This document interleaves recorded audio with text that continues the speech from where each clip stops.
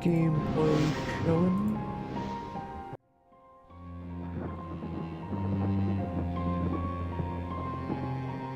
There we go. Time for some more Edgar Allan Poe.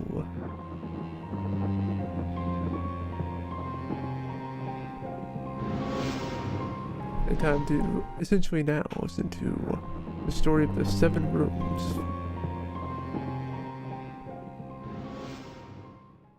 It was many and many a year ago in a kingdom by the sea, that a maiden there lived, whom you may know by the name of Annabel Lee. And this maiden she lived with no other thought than to love and be loved by me.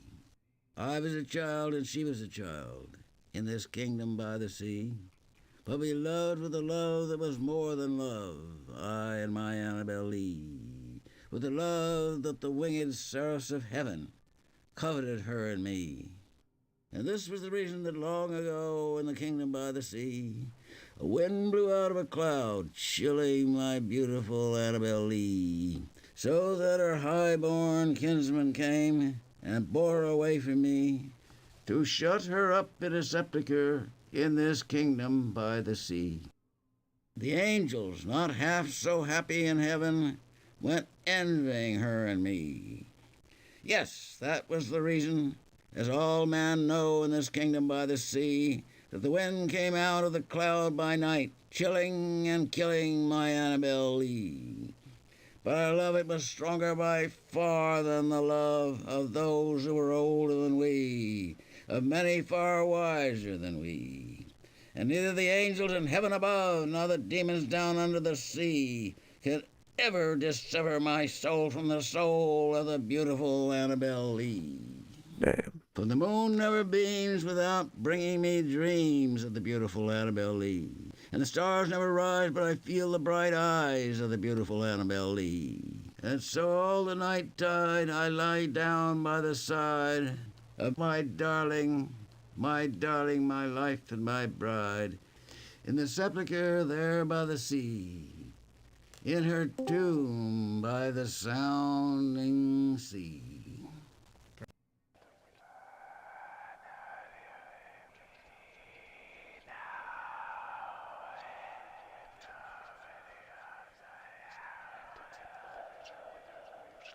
Okay,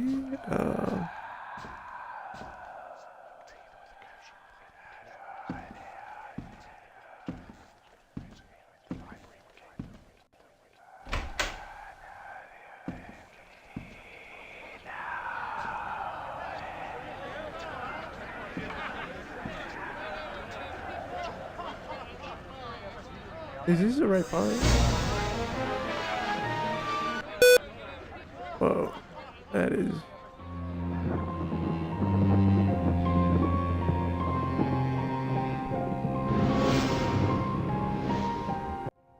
That it shouldn't be the Annabelle Lee, because... Start with this one. Go to this one. The mason. Go from the mask to the masonry. But this one should... It was many and many a year ago in a kingdom by the sea, that a maiden there lived, whom you may know. It was many and many a year ago in a kingdom by the sea, that a maiden there lived, whom you may know by the name of Annabel Lee. And this maiden she lived with no other thought than to love and be loved by me. I was a child and she was a child in this kingdom by the sea, but we loved with a love that was more than love, I and my Annabel Lee, with a love that the winged seraphs of heaven coveted her and me. And this was the reason that long ago in the kingdom by the sea, a wind blew out of a cloud, chilling my beautiful Annabel Lee, so that her high-born kinsman came and bore her away from me, to shut her up in a sepulchre in this kingdom by the sea. The angels, not half so happy in heaven, went envying her and me. Yes, that was the reason, as all men know in this kingdom by the sea, that the wind came out of the cloud by night, chilling and killing my Annabel Lee. But our love, it was stronger by far than the love of those who were older than we, of many far wiser than we. And neither the angels in heaven above nor the demons down under the sea could ever dissever my soul from the soul of the beautiful Annabel Lee. For the moon never beams without bringing me dreams of the beautiful Annabel Lee.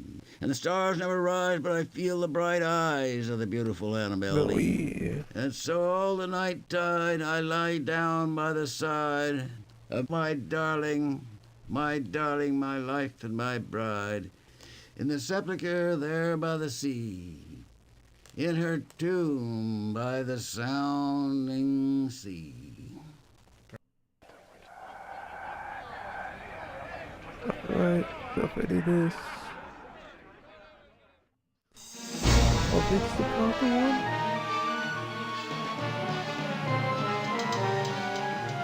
Nope.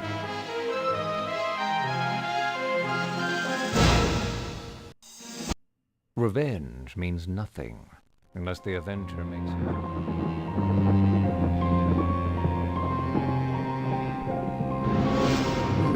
This one?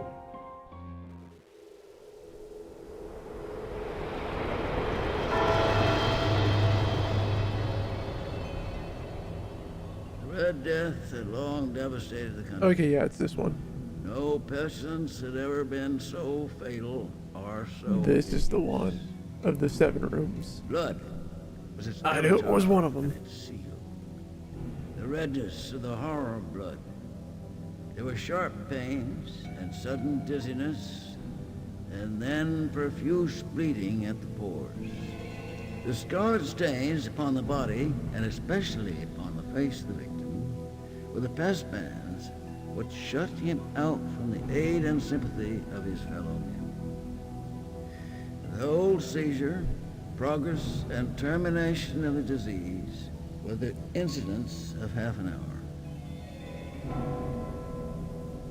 But the Prince Prospero was happy and dauntless and sagacious. When his dominions were half depopulated, he summoned to his presence 1,000 hale and light-hearted friends from among the knights and dames of his court, and with these retired to the deep seclusion of his castellated abbey. This was an extensive and magnificent structure, the creation of the prince's own eccentric yet august taste. A strong and lofty wall girdled it in. This wall had gates of iron.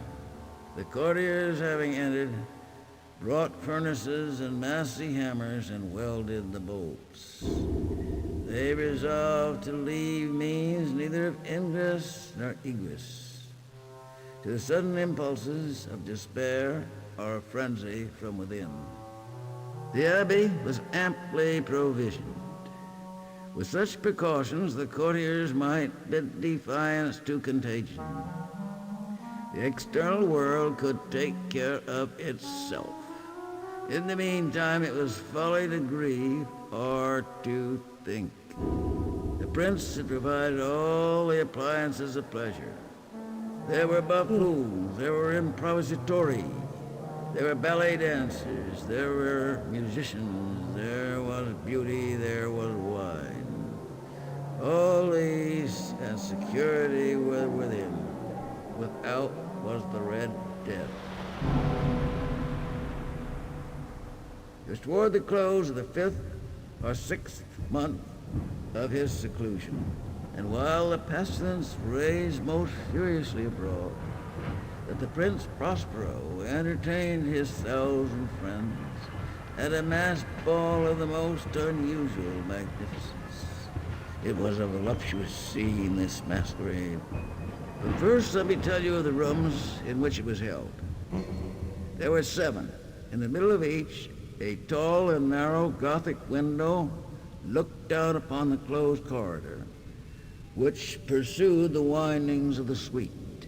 These windows were of stained glass, whose color varied in accordance with the prevailing hue of the decorations of the chamber into which it opened. That at the eastern extremity was hung, for example, in blue, and vividly blue were its windows. The second chamber was purple in its ornaments and tapestry, Purple in its ornaments. and here the panes were purple. The third was green throughout, and so were the casements. The fourth was furnished and lighted with orange. The fifth with white, the sixth with violet. The seventh apartment was closely shrouded in black velvet tapestries that hung all over the ceiling and down the walls, falling in heavy folds upon a carpet of the same material and hue. But in this chamber only, the color of the windows failed to correspond with the decorations. The panes here were scarlet, a deep blood color. In the corridors that followed the suite, there stood, opposite to each window, a heavy tripod bearing a brazier of fire. This projected its rays through the tinted glass and so glaringly illumined the room. And thus were produced a multitude of gaudy and fantastic appearances. But in the western or black chamber, the effect of the firelight that streamed upon the dark hangings through the blood-tinted panes was ghastly in the extreme, and produced so wild a look upon the countenances of those who entered that there were few of the company bold enough to set foot within its precincts at all. It was in this apartment also that there stood against the western wall a gigantic clock of ebony. Its pendulum swung to and fro with a dull, heavy, monotonous clang. And when the minute hand made the circuit of the face, the hour was to be stricken, there came from the brazen lungs of the clock a sound which was clear and loud and deep and exceedingly musical, but of so peculiar a note and emphasis that at each lapse of an hour, the musicians of the orchestra were constrained to pause in their performance to hearken to the sound. And thus the waltzers perforce ceased their evolutions, and there was a brief disconcert of the whole company. And while the chimes of the clock yet rang, it was observed that the giddiest grew pale, and the more aged and sedate passed their hands over their brows as if in confused reverie or meditation. But when the echoes had fully ceased, a light laughter at once pervaded the assembly. The musicians looked at each other and smiled, as if at their own nervousness and folly, and made whispering vows each to the other that the next chiming of the clock would produce in them no similar emotion. And then, after the lapse of 60 minutes, there came yet another chiming of the clock, and there were the same disconcert and tremulousness and meditation as before. But in spite of these things, it was a magnificent revel. The tastes of the Duke were peculiar. He had a fine eye for color and effects. Damn. He disregarded the decor of mere fashion. Real good job. His plans were bold and fiery, and his conception glowed with barbaric luster. There are some who would have thought him mad. His followers felt that he was not. It was necessary to hear and see and touch him to be sure that he was not. He had directed in great part the embellishments of the 7 chambers upon occasion of this great fete, and it was his guiding taste which had given character to the masqueraders. Be sure they were grotesque. There was much glare and glitter and piquancy and phantasm. There were arabesque figures with unsuited limbs and appointments. There were delirious fancies such as the madman fashions. There was much of the beautiful, much of the wanton, much of the bizarre, something of the terrible, and not a little of that which might have excited disgust. To and fro in the 7 chambers there stalked a multitude of dreams, and these, the dreams, right in and about, taking hue from the rooms, and causing the wild music of the orchestra to seem as the echo of their steps. Until at length there commenced the sounding of midnight upon the clock, and then the music ceased as I have told, and the evolutions of the waltzers were quieted, and there was an uneasy cessation of all things as before. But now there were 12 strokes to be sounded by the bell of the clock, and thus it happened, perhaps, that more of thought crept with more of time into the meditations of the thoughtful among those who reveled. And thus too it happened, perhaps, that before the last echoes of the last chime had utterly sunk into silence, that there were many individuals in the crowd who had found leisure to become aware of the presence of a masked figure. The rumor of the new presence having spread itself whisperingly round, there arose at length from the whole company a buzz or murmur expressive of disapprobation and surprise, then finally of terror, of horror, and of disgust. In an assembly of phantasms such as I have painted, it may well be supposed that no ordinary appearance could have created such sensation. In truth, the masquerade license of the night was nearly unlimited, but the figure in question had out-Heroded Herod, and gone beyond the bounds of even the prince's indefinite decorum. There are chords in the hearts of the most reckless, which cannot be touched without emotion. Even with the utterly lost, to whom life and death are equally jests, there are matters of which no jest can be made. The whole company, indeed, seemed now deeply to feel that in the costume and bearing of the stranger, neither wit nor propriety existed. The figure was tall and gaunt, and shrouded from head to foot in the habiliments of the grave. The mask which concealed the visage was made so nearly to resemble the countenance of a stiffened corpse that the closest scrutiny must have had difficulty in detecting the cheat. And yet all of this might have been endured, if not approved by the mad revelers around. But the mummer had gone so far as to assume the type of the Red Death. His vesture was dabbled in blood, and his broad brow with all the features of his face was besprinkled with a scarlet horror. When the eyes of Prince Prospero fell upon this spectral image, which with a slow and solemn movement, as if more fully to sustain its role, stalked to and fro among the waltzers, he was seen to be convulsed with a strong shudder, either of terror or distaste, whereupon his brow reddened with rage.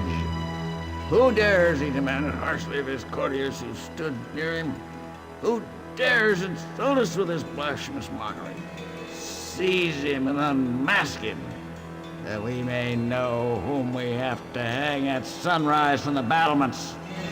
Within the eastern or blue chamber, in which stood the Prince Prospero as he uttered these words, they rang throughout the 7 rooms loudly and clearly, for the prince was a bold and robust man, and the music had become hushed at the waving of his hand. At first, as he spoke, there was a slight rushing movement of pale courtiers in the direction of the intruder, who, at the moment, was also near at hand, and now, with deliberate and stately step, made closer approach to the speaker. But from a certain nameless awe with which the mad assumptions of the mummer had inspired the whole party, there were found none who put forth hand to seize him, so that, unimpeded, he passed within a yard of the prince's person. And while the vast assembly, as if with one impulse, shrank from the centers of the rooms to the walls, he made his way uninterruptedly, but with the same solemn and measured step, through the blue chamber to the purple, through the purple to the green, through the green to the orange, through this again to the white, and even thence to the violet. Every decided movement had been made to arrest him. It was then, however, that the Prince Prospero, maddening with rage and the shame of his own momentary cowardice, rushed hurriedly through the 6 chambers, while none followed him on account of a deadly terror that had seized upon all. He bore aloft a drawn dagger, and had approached in rapid impetuosity to within 3 or 4 feet of the retreating figure, when the latter, having attained the extremity of the velvet apartment, turned suddenly and confronted his pursuer. There was a sharp cry, and the dagger dropped gleaming upon the sable carpet, upon which instantly afterwards fell prostrate in death the Prince Prospero. Then, summoning the wild courage of despair, a throng of the revelers at once threw themselves into the black apartment, and seizing the mummer, whose tall figure stood erect and motionless within the shadow of the ebony clock, gasped in unutterable horror at finding the grave cerements and the corpse-like mask, which they held with so violent a rudeness, untenanted by any tangible form.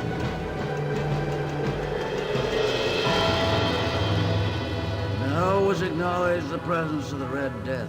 He had come like a thief in the night, and one by one dropped the revelers in the blood-bedewed halls of their revel, and died each in the despairing posture of his fall.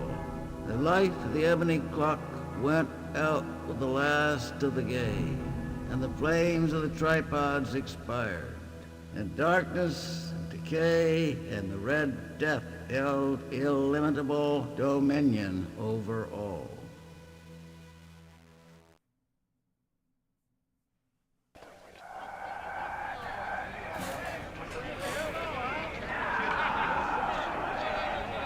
All right.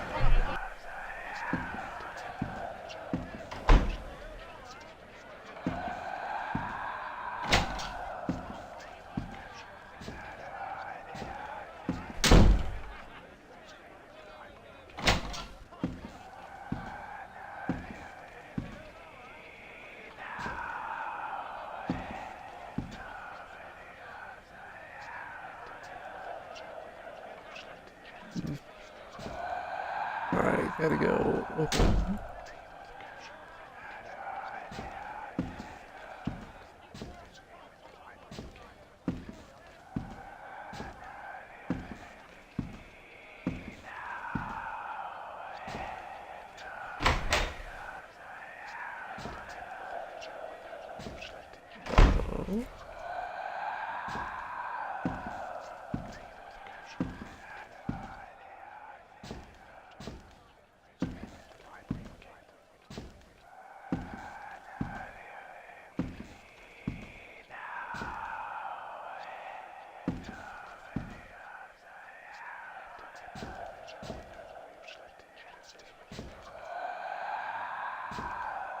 Alright, I think I gotta go down this way.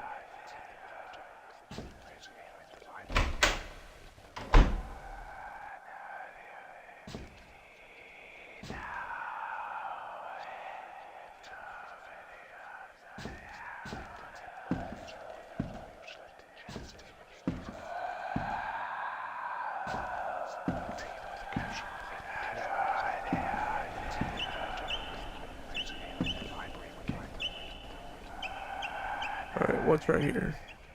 What's in this nightmare?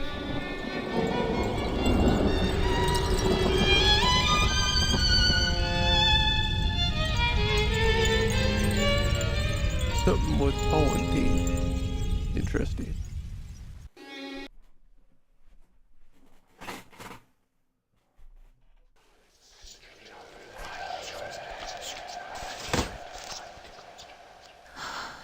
Aegeus. Look after Berenice. Oh, so this is from the dude's perspective.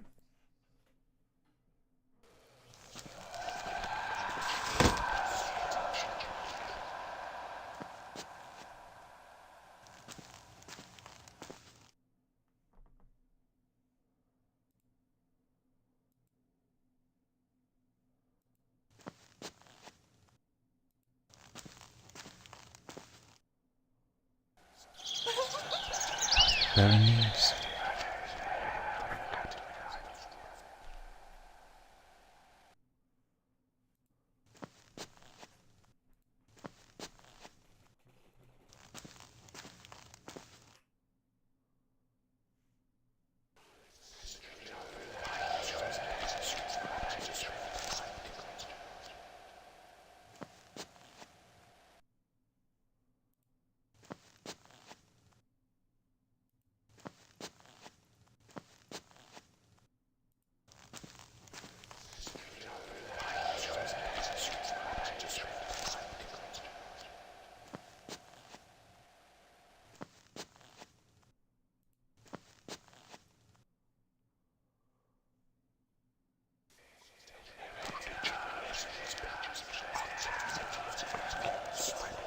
She's almost gone.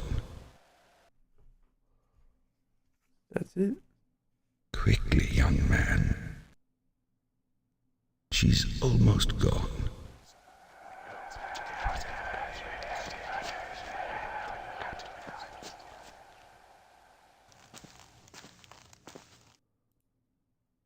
Each time she falls into another of her trances, she emerges ever more stricken and ever less the happy cousin I remember from my youth.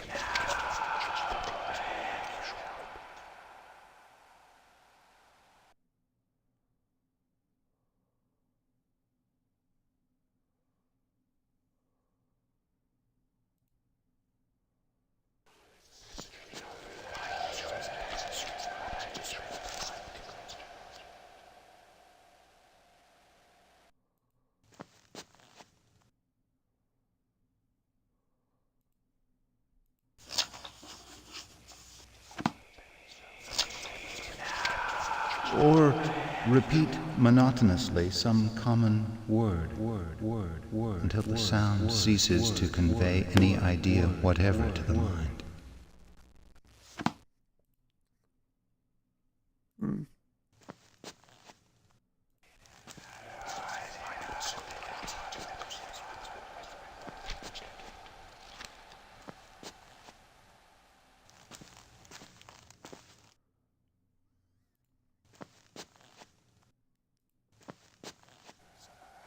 Come on.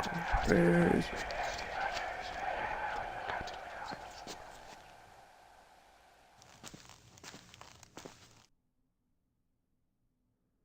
I am much concerned about Berenice.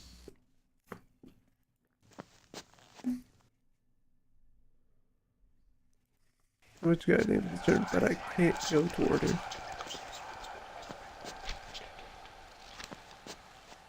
Young man, our lineage has stood honorably for centuries.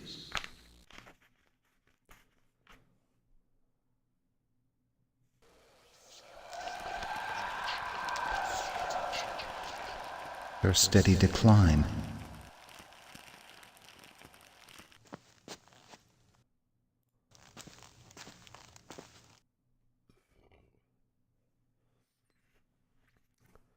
Okay, I am much concerned about Berenice's time.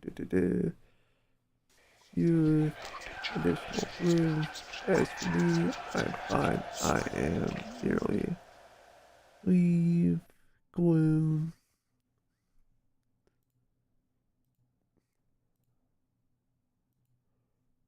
We burden you with all these cares, but they occupy all my waking thoughts. Yours, Aegeus Poynton. Come in. Cousin, you never leave this room. Come with me for a stroll.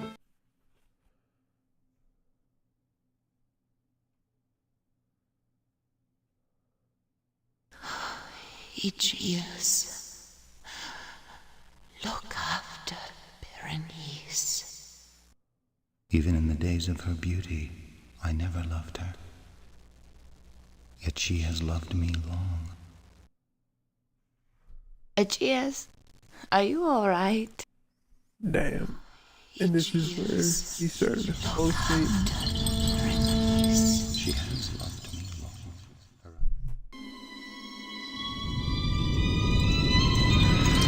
Are we now going back on her perspective?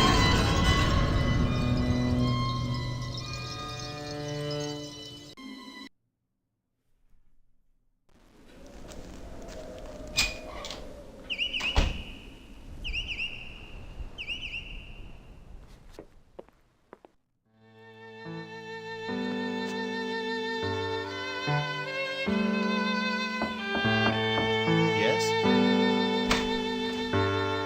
Cousin, you never leave this room. He seems miles from here.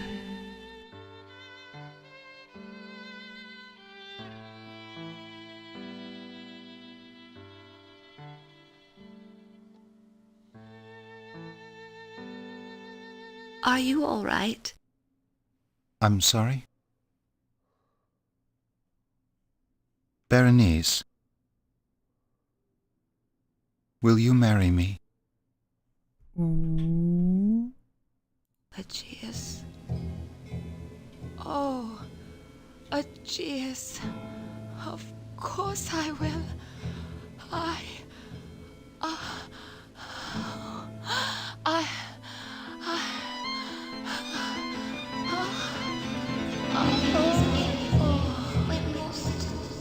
Fetch the doctor. Find her medicine. Be ever tired, cold and restless.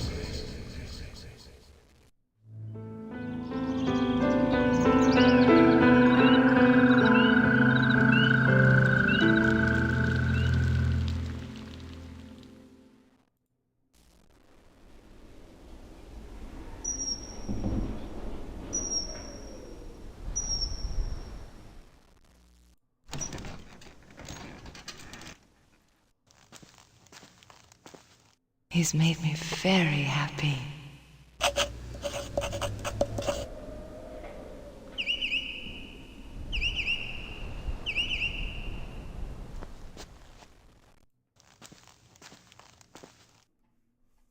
I hope he hasn't asked me out of pity.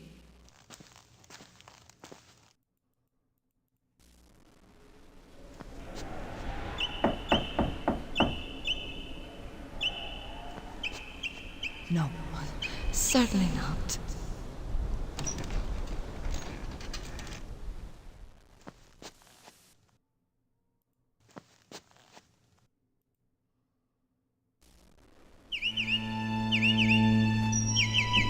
Aegeus will look very handsome. Oh shit. Changing the shape of the birdhouse.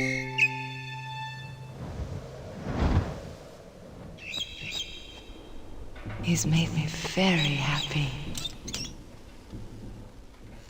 Berenice, my dear Berenice. Oh shoot. Miss Berenice, you're soon to be married. Oh my, oh my.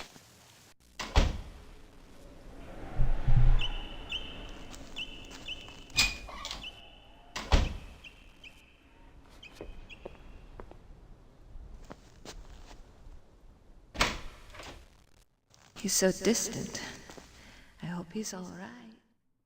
Oh shoot. Aegeus? Huh? I'm sorry to distract you. I wanted to tell you, Cook's chosen duck for the wedding feast.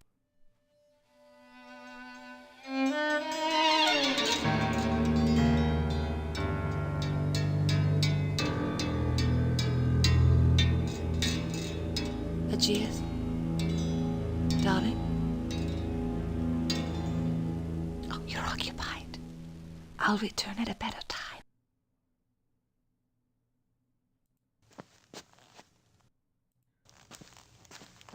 Aegeus doesn't look well at all. Perhaps I should... I'm not well either. Oh, I shoot. must get my medicine. My medicine. My medicine.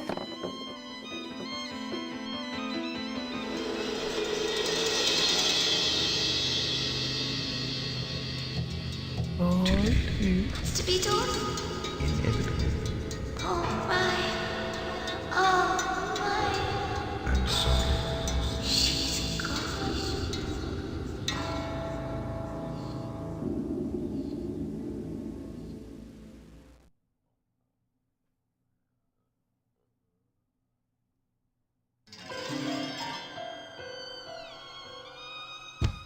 No.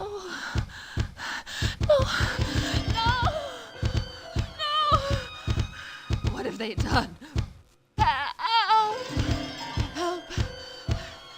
Let me out. Please. I'm alive. Alive. Oh, shit. Oh, someone's digging.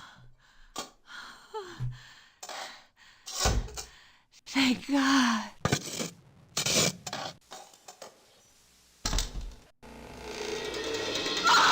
Edges.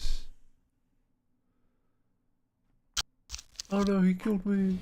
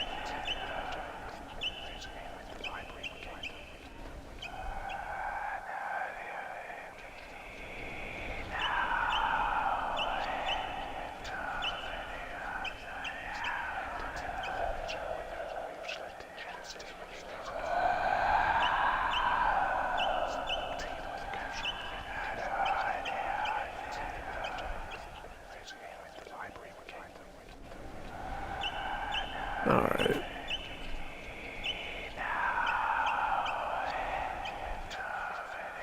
So that was all that.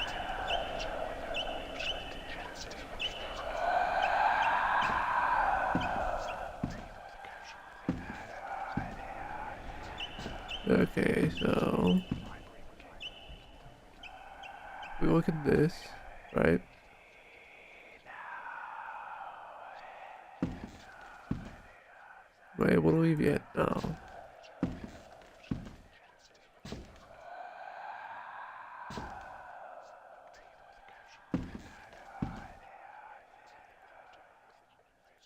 Okay, so it looks like I'm still missing 2. I guess the only other area would be the basement.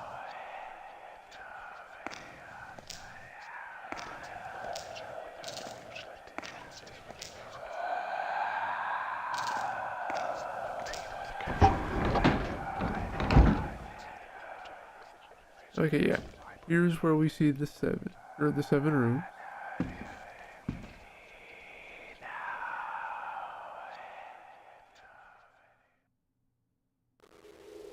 I swear to God, it starts reading the fucking 7 rooms to me again.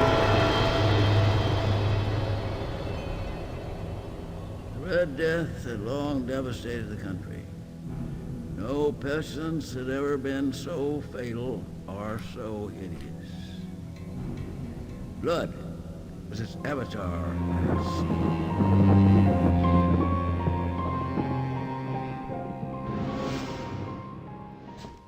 Okay, thank God.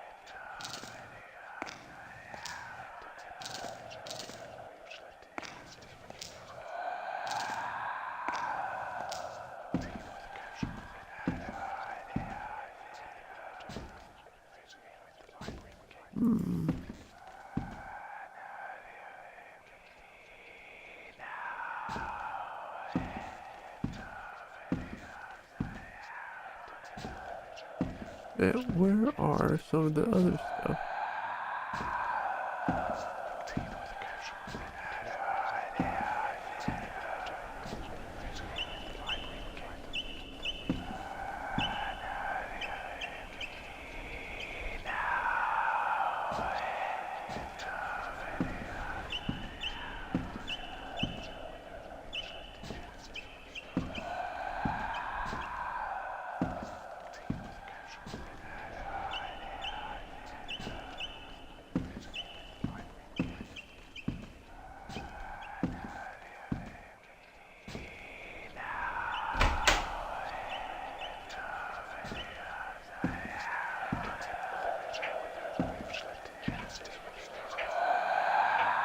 Okay, so the fish has something to show me.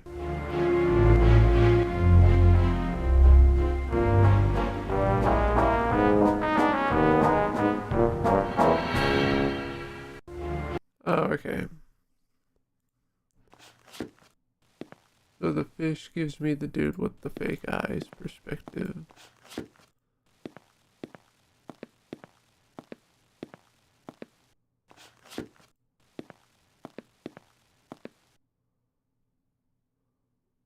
It's late for him to still be out. He's a strange young man. A strange young man indeed.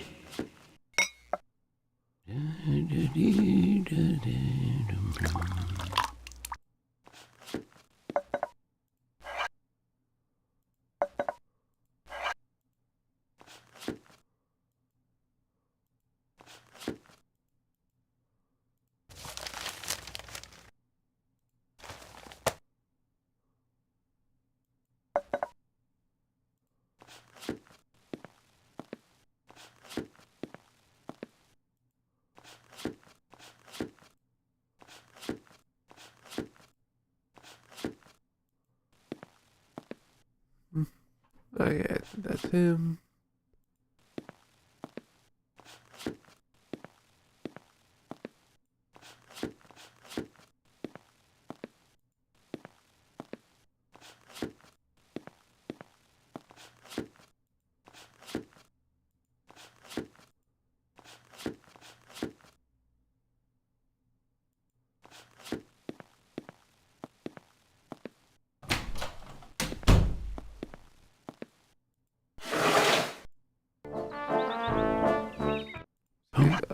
Ba-ba-doo-bum. Ring. All the money. 5, 6, 660.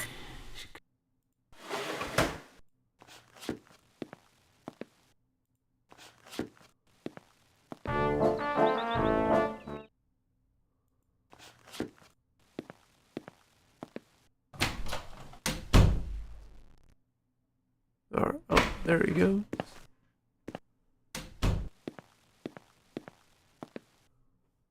Staring at his Oh, hand. good evening. Oh, good evening.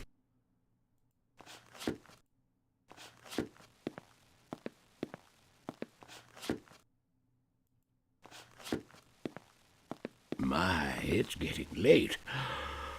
Good night. Sleep well, old friend.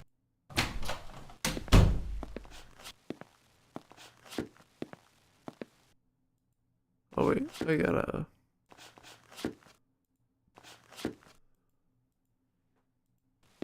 Gonna go here, open my book, put it down. Sleep at last.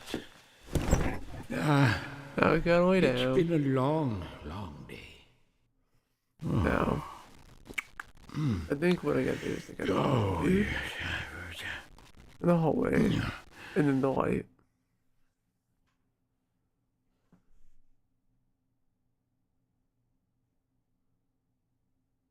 You gotta click on this one, as if you hear him come down the hallway. Right? Now you gotta do the light, as if he's shining it on you.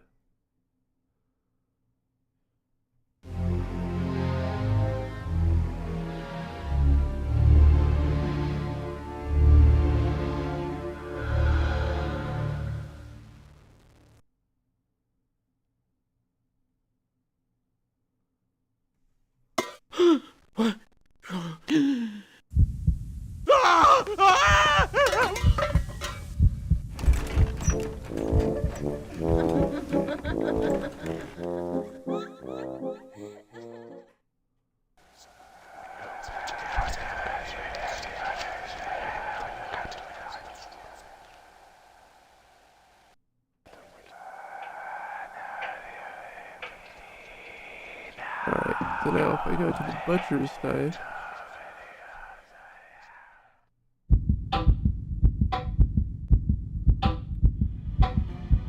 gives me this dude's perspective.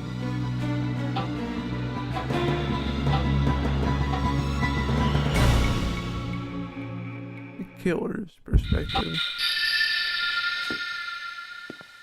True.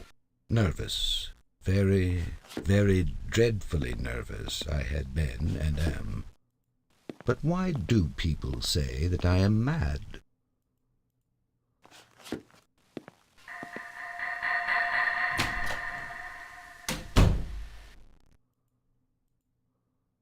He's done no harm.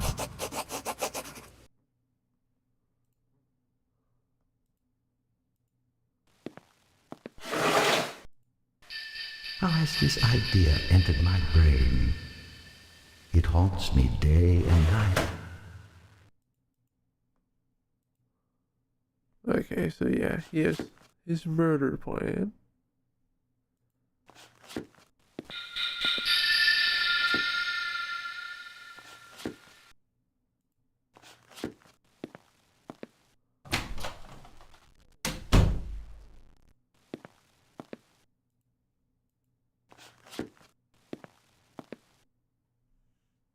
You look as though you could use some hot soup.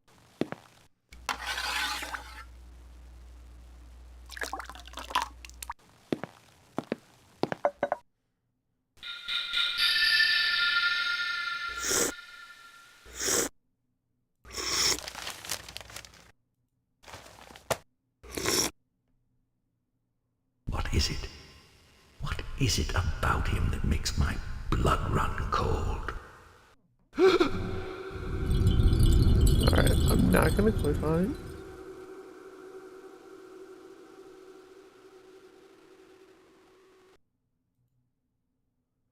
Right. You don't want your soup? It's cooling. So now I gotta continue this as this guy.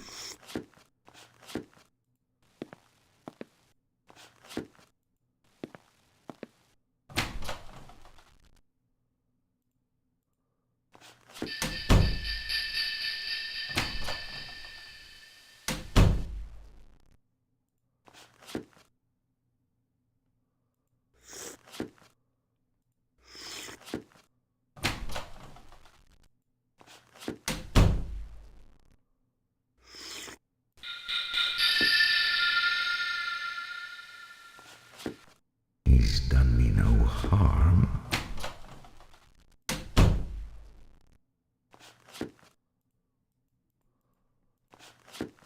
He's done me no harm. I don't want his money.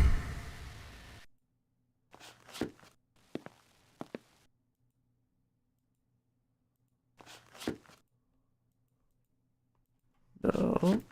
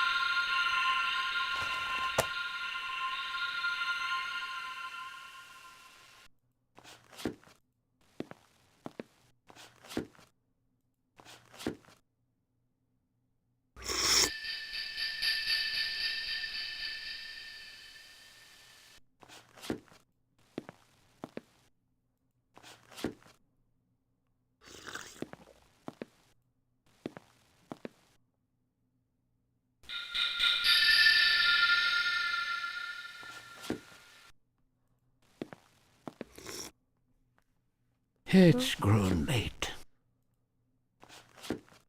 Oh? Good night, young man. Oh, Good yeah. night. In the bed. And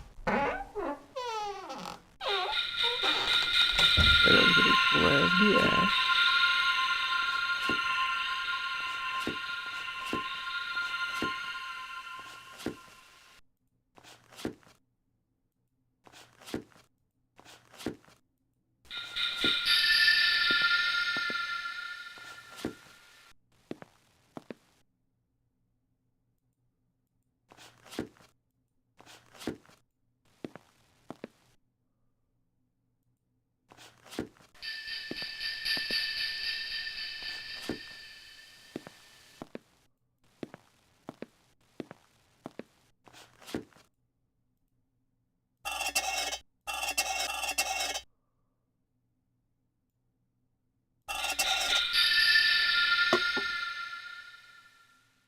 People fancy me mad. Madmen know nothing but me.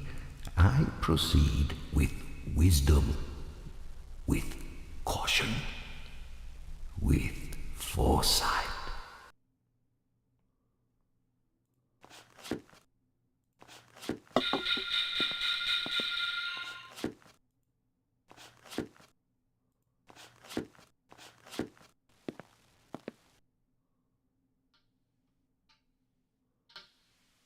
Alright. We gotta wait for time to pass.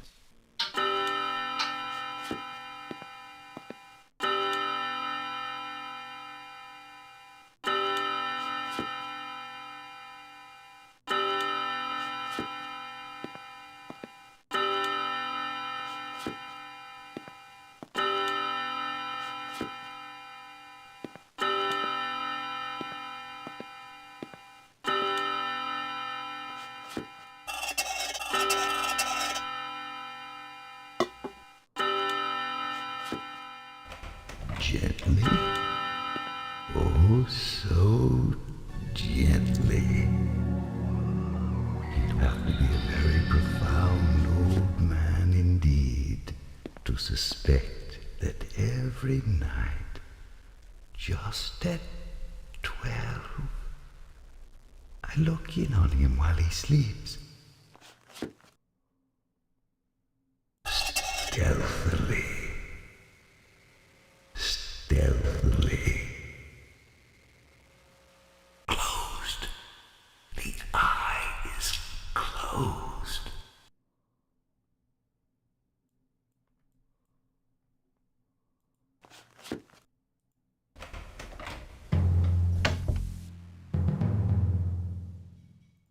Alright.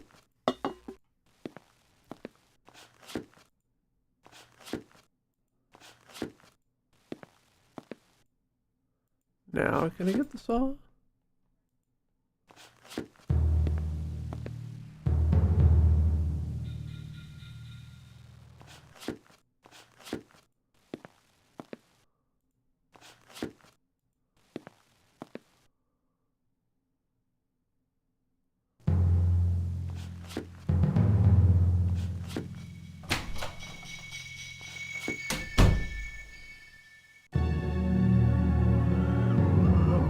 Alright.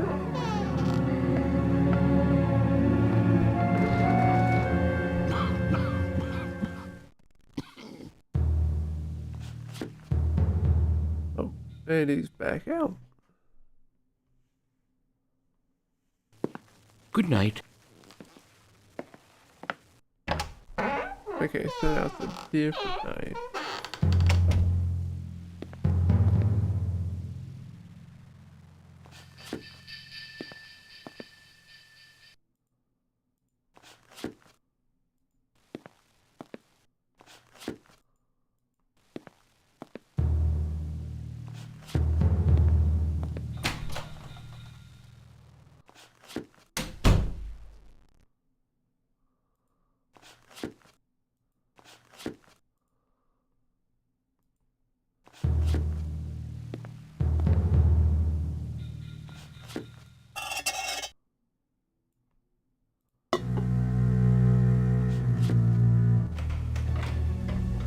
Here I am, opening the door little by little, and he doesn't even dream of my secret deeds or thoughts.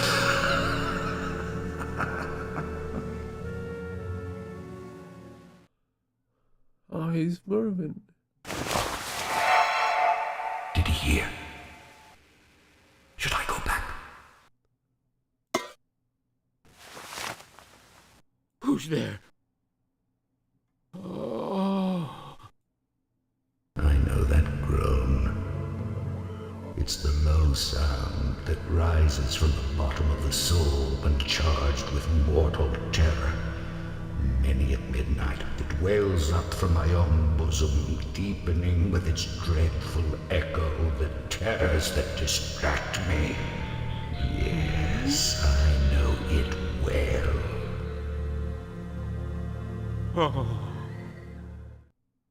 Poor old man. He's been lying awake ever since that first noise, his fears growing, trying to fancy them causeless, but he cannot, because death, stalking with his black shadow before him, has enveloped the victim.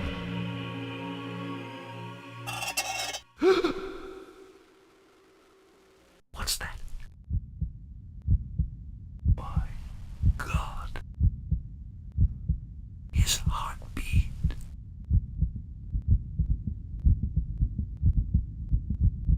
He must be terrified.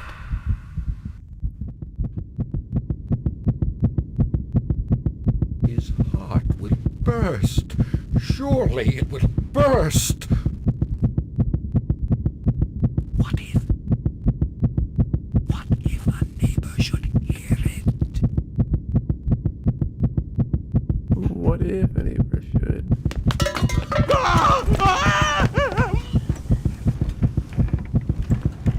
There. No more. Now to put him in the floorboards. What's that?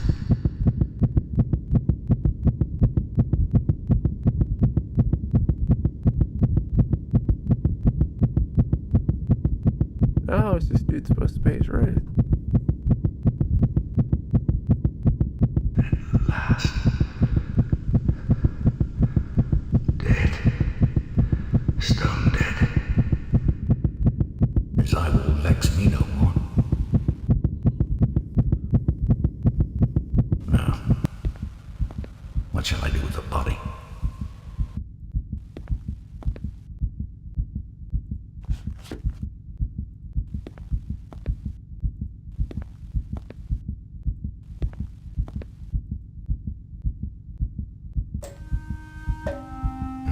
hastily, but in silence. I dismembered the corpse. I cut off the head and the arms and the legs. We can still hear the heartbeat.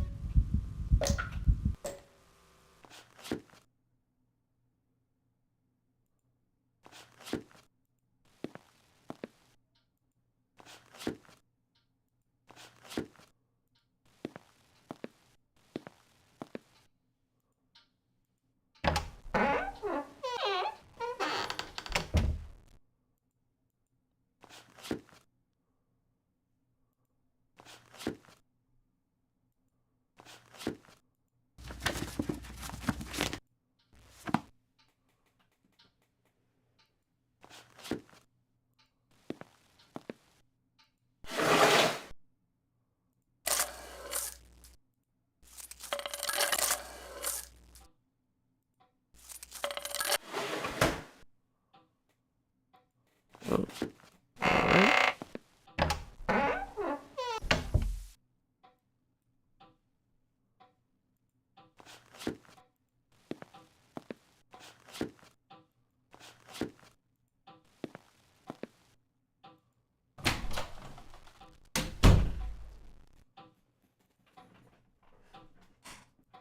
Alright. I can all draw.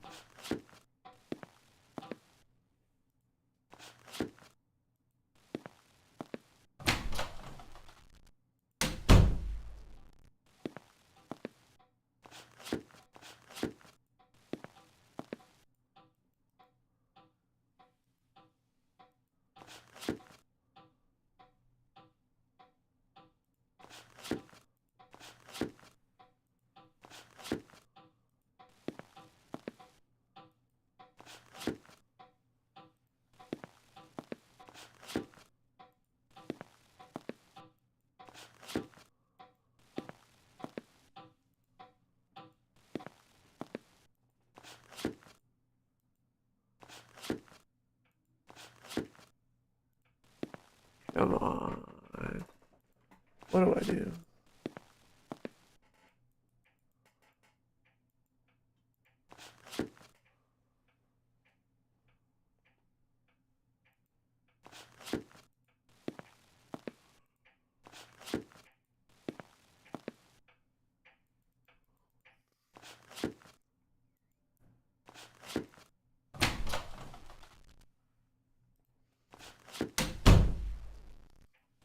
Do I gotta pick up the body? Is that it?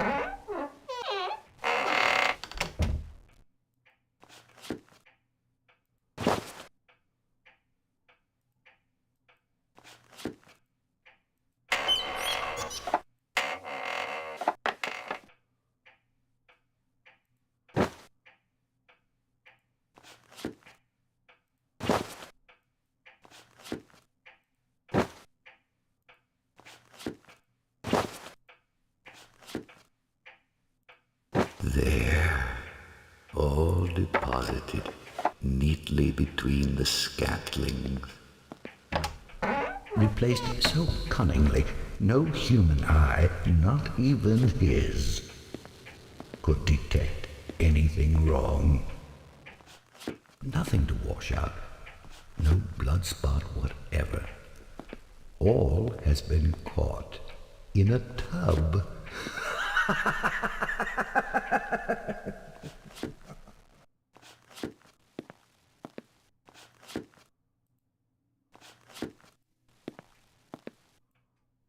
All right.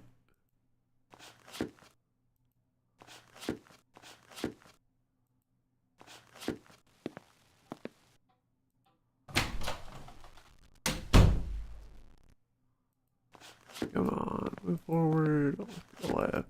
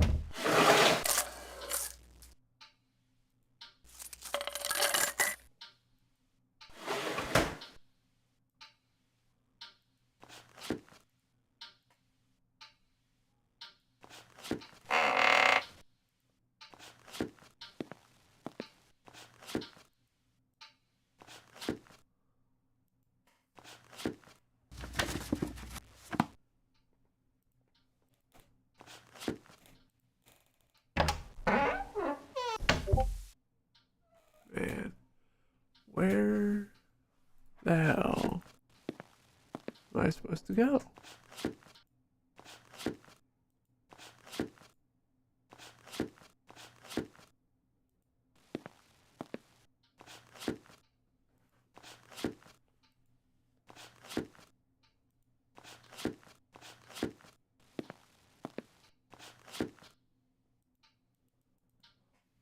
No. Not that.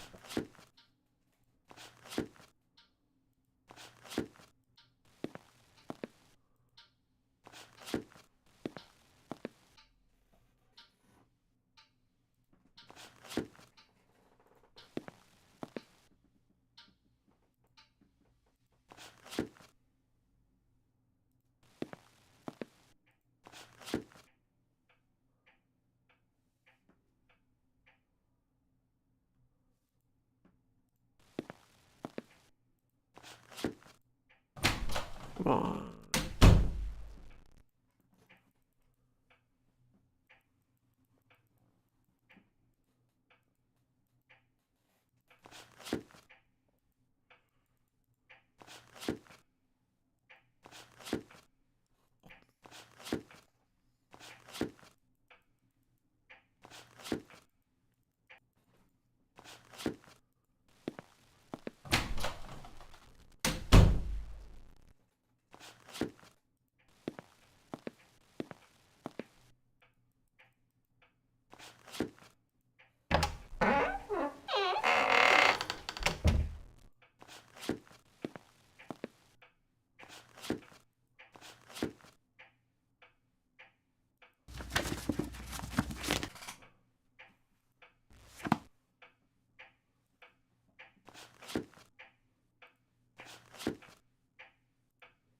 Man.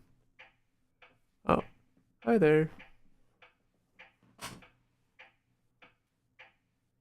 Hi, Celestia. I'm playing some Edgar Allan Poe.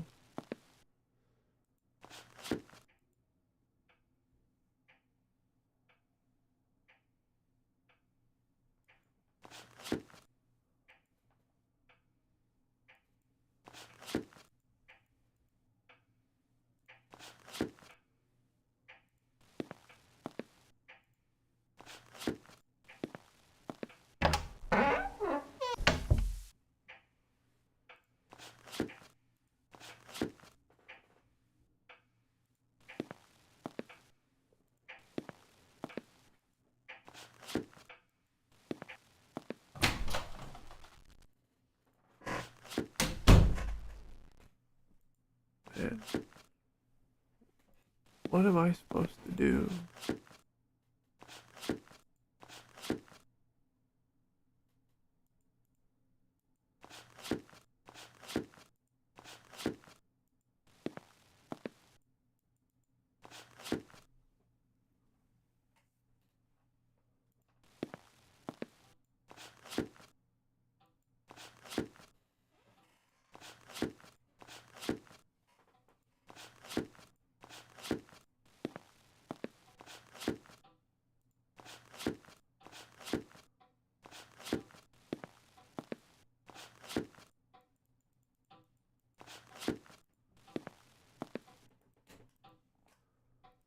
God damn.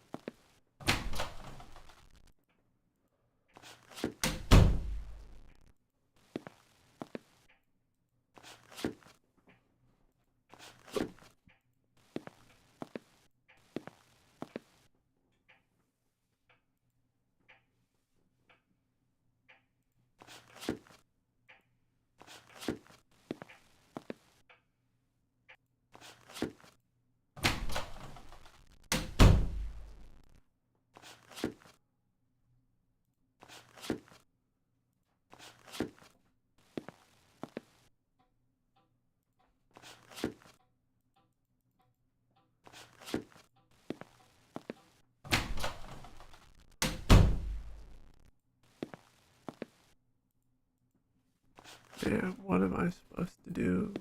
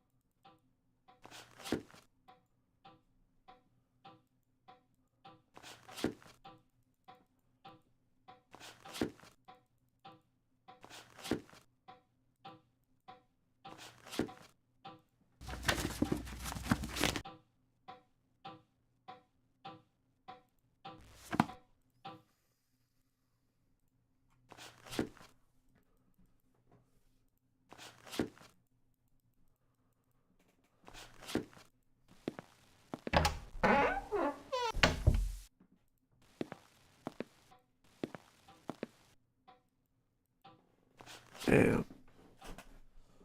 What am I supposed to do?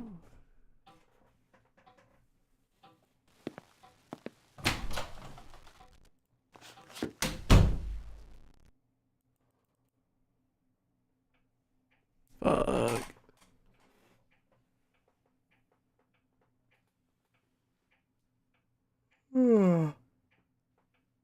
Oh, fuck. And I'm super fucking tired.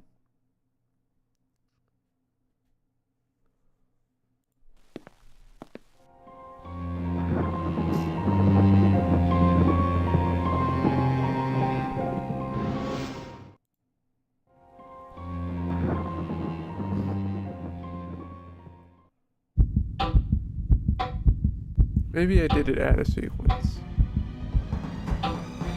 Maybe I looked out the window a bit too soon.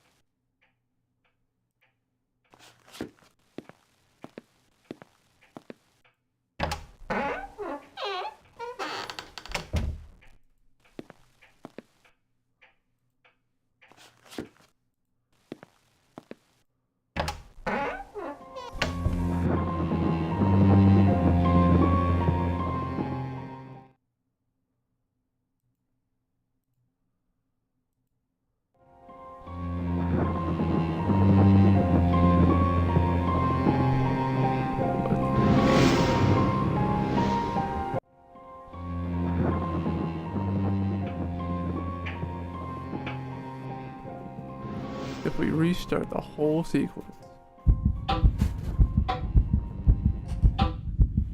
then maybe, just maybe, I can unfuck the sequence and actually get it. It seems like I'm not supposed to look at that damn window.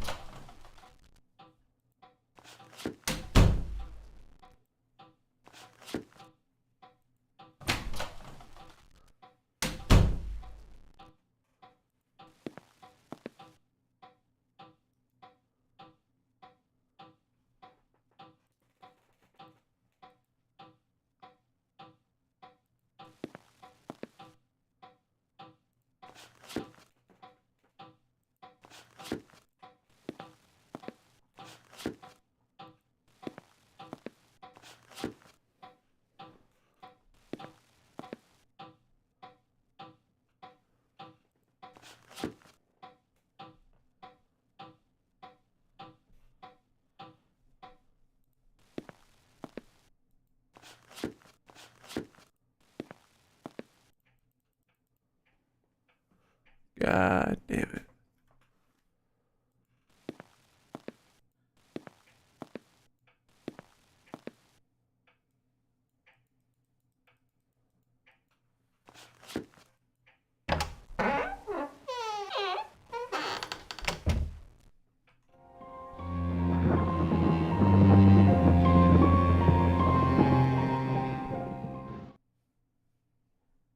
Man, I'm just too fucking tired.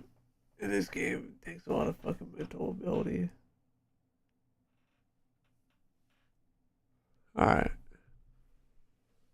So, I think I'm gonna call it there, at least for now. Maybe when I wake up, I'll more energy. And I'll do another stream. But fuck. Man, I've just been up almost all day today. I had to go get my hair dyed or bleached. So if you want to see what my hair looks like, you can go onto X or Twitter, and I got a photo of my hair up on there. And if you guys don't know, got a basic community Discord server going right now. So if you want to check that out, you should be able to find that in the various links area. Alright, and if you've liked watching the stream, thank you for watching. You can leave a follow, I appreciate it. And thank you for watching the stream.